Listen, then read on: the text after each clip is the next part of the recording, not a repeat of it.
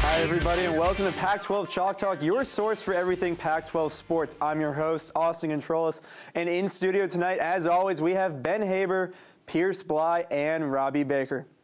After sealing the Pac-12 South last weekend, UCLA is set to take on the Oregon Ducks next Friday night in the first ever Pac-12 championship game. Now, guys, what are your overall thoughts on this game?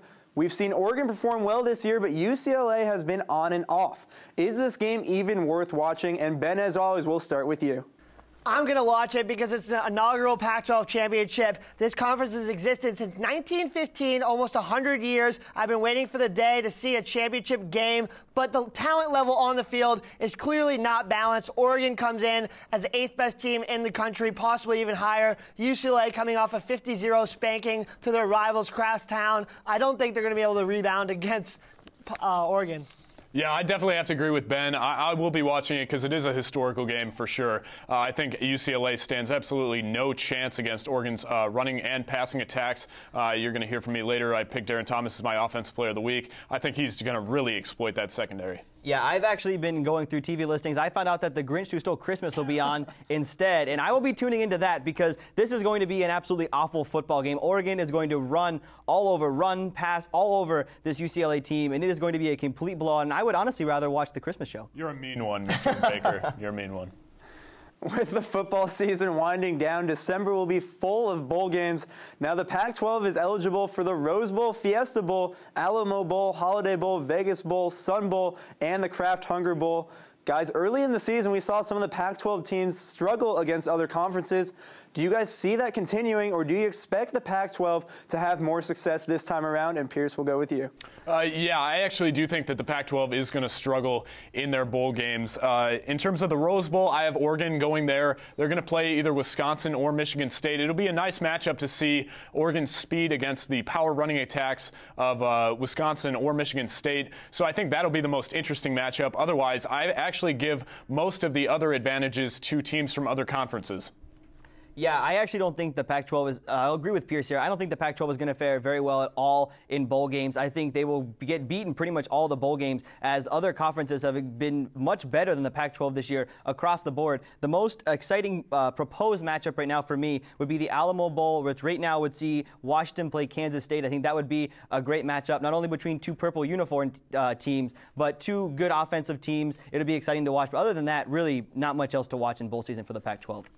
I think the top of the Pac-12 will do well. Oregon and Stanford will definitely put up a good fight in their respective bowls. Stanford probably in the Fiesta and Oregon probably in the Rose. I think they both can win, but the other 4 teams that look to be getting bowls right now, I don't know if they'll win their games. I think maybe 2 of them will win, and that's at most. Rounding out Pac-12 play last weekend, there were some players who put up some impressive numbers on offense. Robbie, who was your offensive player of the week? Well, my offensive player of the week was C.J. Anderson. I had the pleasure of calling this game actually with Austin Controlis, and we got to see C.J. Anderson go to work in person, actually. He had 48 rushing yards, 74 receiving yards, and all those receiving yards actually came on 1 touchdown catch, 3 overall touchdowns on the day, and he really was a big reason the Cal Bears got the victory. After a somewhat lackadaisical start to the game, Darren Thomas took control of the Ducks' offense, passing for 305 yards and 4 touchdowns in the Civil War against Oregon State. Let's remember that Oregon State has one of the top defensive backs in the conferences in Jordan Poyer, but Thomas absolutely manhandled the Beavers from the second quarter on. Matt Barkley got my offensive player of the week. 423 yards, 6 TDs. Might be the reason why Rick Neuheisel doesn't have a job, which we'll talk about later on the show. They won 50-0, absolutely embarrassing UCLA in all facets of the game. 39 TDs on the season, breaks a Pac-10 record, well, now the Pac-12, and he's only 19 away from breaking the all-time record. Will he come back? We'll see. Switching gears, guys, who impressed you guys on the other side of the ball last weekend? Who were your defensive players of the week and why? Ben, we'll start with you on this one. I like Utah. They shook up the whole Pac-12 a week ago. ASU wanted that Pac-12 South championship, but they weren't able to get it. They secured the win for UCLA. They held them to only 14 points on the game. They had John White, they got him injured. He's been very resilient and good running back for them all year. And I don't think that the Pac-12 would look the way it was if Colorado's defense didn't play as well. Stanford's defense is ranked 23rd in the country in terms of points allowed, but they held Notre Dame and their star receiver Michael Floyd to just 14 points. They also forced 3 turnovers and held the Irish to just 57 yards on the ground. The Cardinal D certainly turned Brian Kelly's face cardinal all night. And my defense of the week is USC. They shut out UCLA, and just like Ben said, really cost Rick Neuheisel his job because of that game, in my opinion. And I agree with Ben there. USC, they had an interception on the game, the shutout, and anytime a team shuts out another team in college football, that is easily defense of the week honors.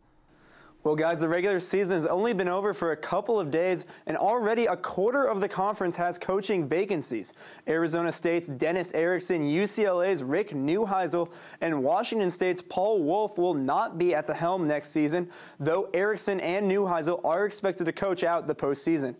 Guys, let's talk about the coaches. How does this change affect recruits? Who are possible replacements? And are there any other jobs that you expect to open up in the Pac-12 before next season? Robbie, we'll go with you. Well, if teams act quickly, it really should not affect recruiting all that much, because if they act quickly, the recruits that are already going to come in would probably still stay coming into the program. As far as other vacancies opening up, I really don't see any other teams firing. I feel like this is the week that this is going to happen, and as you see, these 3 big names are already gone. As far as replacements, though, I'm not sure who Rick Neuheisel his replacement will be. Dennis Erickson, we've heard the Houston's coach's name being thrown around. Mike Leach, who is, in my opinion, the best fit as he's an offensive coach, and Mike Leach also been thrown around at Washington State as well.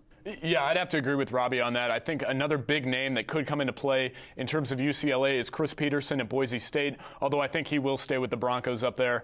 Definitely a good firing by all 3 of these teams, although I'm a little iffy on Washington State. Paul Wolf, with more wins this season than he's had in the past 3 years combined, looked like Washington State was looking up as a program. I think next year on the hot seat, Mike Riley at Oregon State, if he has another disappointing year, you may see him gone at the end of next year. I think the firing that everyone's talking about is Dennis Erickson and Rick Neuheisel here, the 2 bigger names. Dennis Erickson's won 2 national championships, but did not get the job done here in Tempe, Arizona. Was 31-30, had that one big-time year to start his career, but then he slipped from there. Possible replacement for him, Kevin Sumlin, that's who ASU hopes. I don't know if they'll be able to get him. Kirby Smart, Alabama's defensive coordinator. UCLA, big-time money. They're going to go after a great coach. I don't know if they'll get who they want. And Washington State, if they could land Mike Leach, that'd be a big-time move for them. I think recruiting also is most affected by the firing of Dennis Erickson. They've already had one 4-star recruit, a decommit from Arizona State. We could see a couple more if it continues, if they don't hire a coach soon. While the football season is nearly over, Pac-12 basketball is just getting underway. Most Pac-12 teams are 5 or 6 games in, with conference matchups still to come.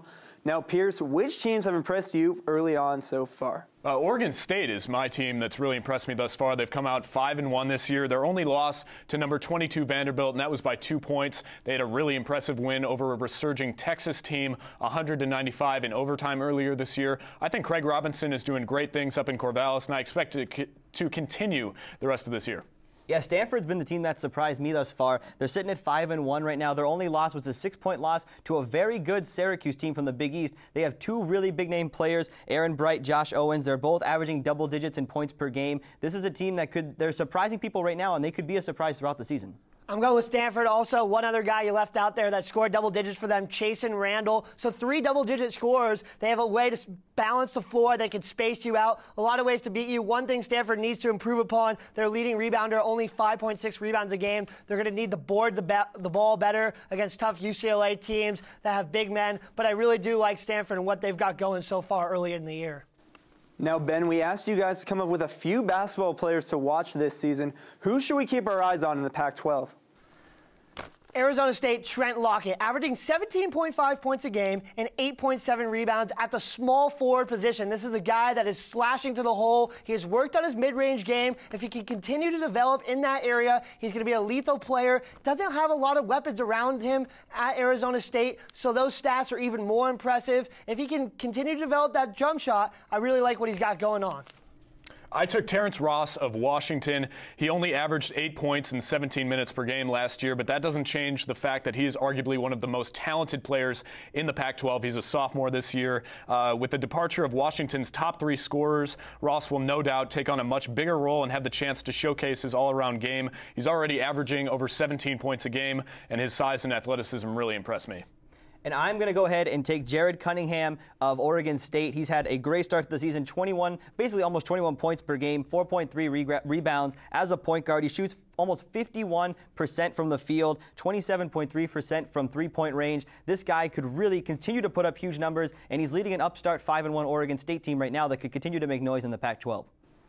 Well, we have come to the end of another episode of Pac-12 Chalk Talk. To stay connected with the Pac-12 Conference, be sure to follow Chalk Talk on Twitter, Facebook, and subscribe right here on YouTube. For Ben Haber, Pierce Bly, and Robbie Baker, I'm Austin Controlis, and we'll see you next week.